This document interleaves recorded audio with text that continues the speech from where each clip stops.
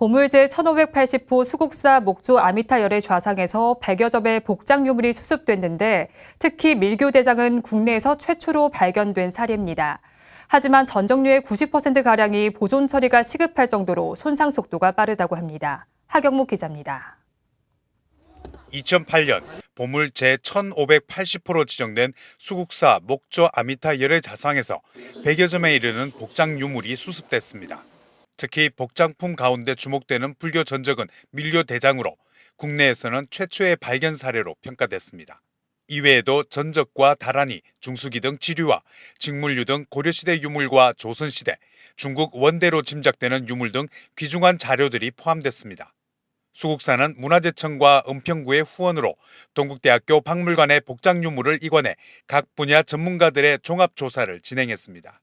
종합학술조사위원회는 지난 19일 동국대학교 다양관에서 지난 10개월 동안 진행된 조사를 바탕으로 학술대회를 개최했습니다.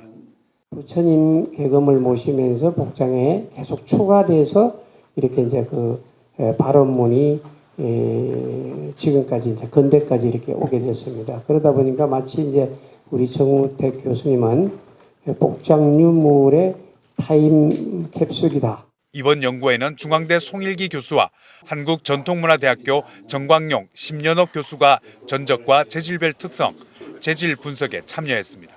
정우택 동국대 미술사학과 명예교수는 학자들의 개별 연구가 아닌 각 분야 전문가들이 복장유물의 구성과 기록, 재질 등 면밀한 분석을 진행한 것은 처음이라고 밝혔습니다. 분야가 최고의 전문가가 한 자리에 모여서 하는 그 공동 연구는 처음이라고 저는 생각합니다. 특히 고려시대 불교 전적은 주로 대승경전과 밀교경전인데 화엄경과 법화경은 지금까지 국내에서 발견된 적이 없는 판형이라는 점에서 귀중한 자료라며 그중에서도 밀교경전이 중심을 이루고 있다는 사실에 주목했습니다. 중국 거라고 했던 것이 아마 이번 조사를 통해서 또 한국 거로 된 것도 있는 것 같고, 그리고 왜 중국인가를 이제 확실하게 잡은 것도 아마 있는 것 같아요. 그게 아마 이런 그 종합연구의 성과 중에 하나라고. 하지만 열악한 환경 속에 오래 노출된 전적류는 전체 90%가량이 보존 처리를 해야 할 정도로 훼손이 가속화되고 있다고 진단했습니다.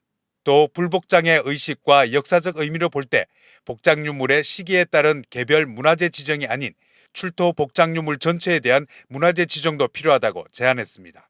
수국사 목조 아미타 열의 자성의 복장유물 종합학술보고서는 오는 12월 발간될 예정입니다. BTN 뉴스 하경목입니다.